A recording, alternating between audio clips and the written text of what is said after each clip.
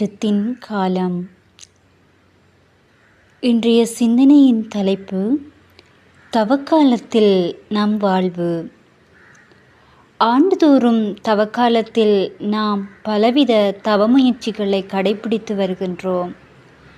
வழக்கமான தவமுயற்சிகளுடன் பின்வரும் செயல்களை கடைபிடித்து கிறிஸ்துவுக்கு சான்று பகர்வோம். தவக்காலத்தில் மட்டுமல்லாது ஒவ்வொரு நாளும் இவற்றை செய்தால் நாம் கிறிஸ்துவின் சாட்சிகளாவோம்.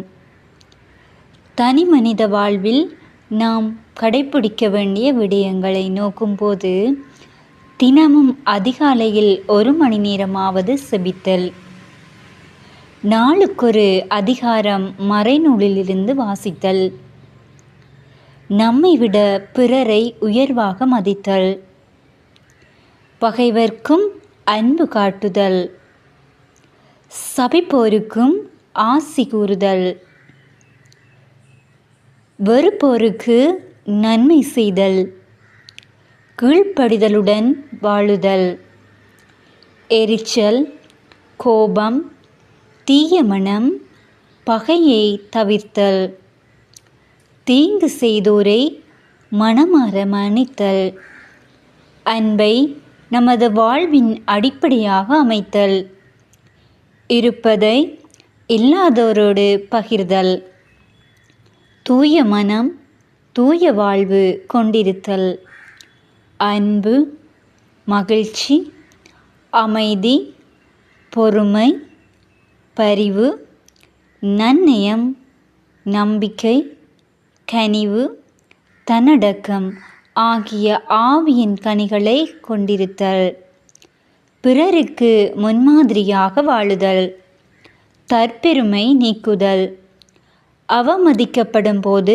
கனிவு காட்டுதல், கைமாறு கருதாது நன்மை செய்தல், நாவடக்கமுடன் வாழுதல், பொய் பேசாதிருத்தல், கடவுளின் கட்டளைகளை கடைபிடித்தல்.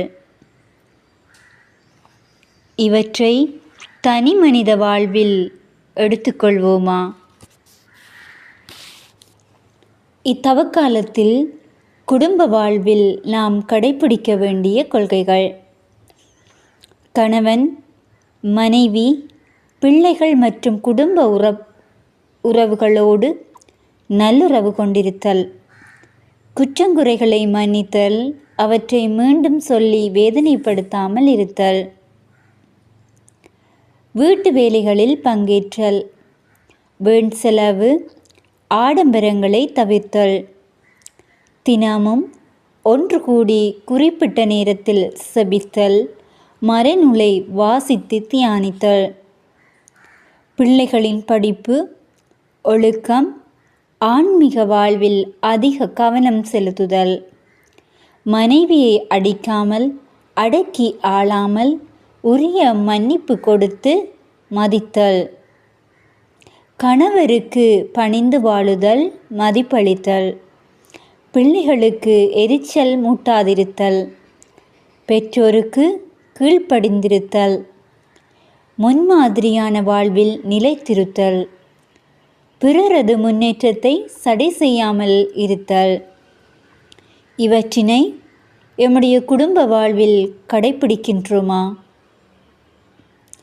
சமுதாய வாழ்வில் நாம் கடைபிடிக்க வேண்டியவை: இயற்கை வளங்களை பேணுதல், சுற்றுப்புற சூழலை பாதுகாத்தல், பொது சொத்துக்களை பேணுதல், நாட்டு சட்டதிட்டங்களை மதித்தல், வன்முறை செயல்களில் பங்கேற்காமலும் துணை போகாமலும் இருத்தல், வரதட்சணை வாங்காமலும் கேளாமலும் இருத்தல், சாதி, சமய, மொழி, இனவெறிகளை களைதல், ஏழை எளியவரில் இயேசுவை காணுதல், பழிக்கு பழி வாங்காமலும் தீமை செய்யாமலும் இருத்தல், கடமை உணர்வுடன் சுறுசுறுப்புடனும் வேலை செய்தல்.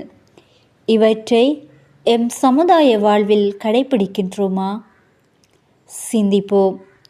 இத்தவ காலத்தில் தனி மனித வாழ்வில், குடும்ப வாழ்வில், சமுதாய வாழ்வில் நாம் இவற்றை கடைபிடித்து ஒரு மனமாற்றத்தின் காலமாக இக்காலத்தை மாற்றுவோம்.